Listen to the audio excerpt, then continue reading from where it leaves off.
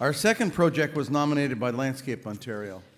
While landscaping isn't typically a spectator sport, new experiences have been few and far between for Participation House residents. The home for adults with developmental and physical disability was hit particularly hard by COVID-19, while lockdown measures translated to the cancellation of day trips and excursions. So with all this activity happening with colored machines and everything, the windows were standing room only, said Shelley Brillinger, Executive Director of Participation House. The project was made possible through Landscape Ontario's Garden Makeover program, which was created to recognize the dedication of frontline workers across the province. The program received more than 1,000 nominations, and Brillinger was one of the 10 recipients awarded a $5,000 garden makeover from the association. We'd like to take the opportunity to say an enormous thank you to everyone involved. Would Peter Ganane and Alan White please join us on stage to accept this award from Eric Magnum of Caterpillar. I mean, this was obviously something that we didn't expect. March of 2020, the world was shut down for 2 weeks, right? Because there was this global pandemic.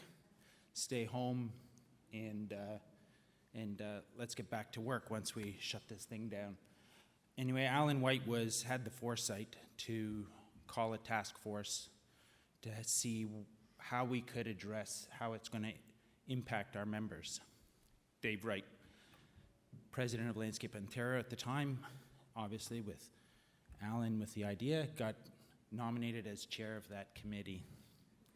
We met every single day for 6 months, maybe the first year. We were meeting every day. We had 200 meetings. It was a struggle. COVID was miserable, true, but our landscape community actually did quite well. With the work of the task force, we were able to convince the provincial government to allow our sector to open as one of the first sectors to be allowed to work, facilitated all of the companies in our province to keep their doors open, keep their workers employed, and we were very grateful for that. The idea of a garden makeover project was our initiative to do something to give back to the community that has made it possible for us to make a living. There was horrible stories on the news every day about the tragedies in our healthcare system, in our elder care homes, and this was something that it just seemed like the right thing to do, to give back to the community. And Landscape Ontario has always had a strong volunteer community, and this just seemed like a natural fit. And the response was overwhelming. Over 1,000 applications for these awards. It was tremendous to read these, and we struggled. Every story was as compelling as the last, and it was a real challenge for us to select just 10 winners. This project, you heard it was a $5,000 award. The Toronto chapter has never held back. I think they must have done a $50,000 landscape for Participation House.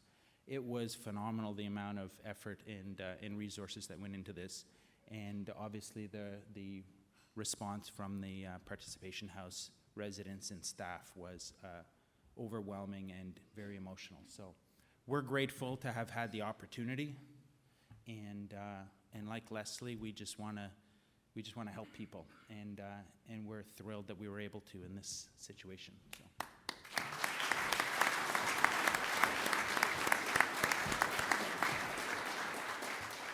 The idea of helping our members and businesses as we all face challenges at the beginning of COVID was important to the Board of Directors of Landscape Ontario, the leadership team, and rightly so, those that stood up ended up being the champions of helping others. But it was Peter's idea to bring hope and to create the idea to reach out to the public and ask for the stories, not just of the healthcare sector, but of anybody in frontline, from grocery store to cab drivers to the support mechanisms that were in place to help everybody. So it was incredibly difficult to go through those 1,000 entries And some of them were lengthy and emotional.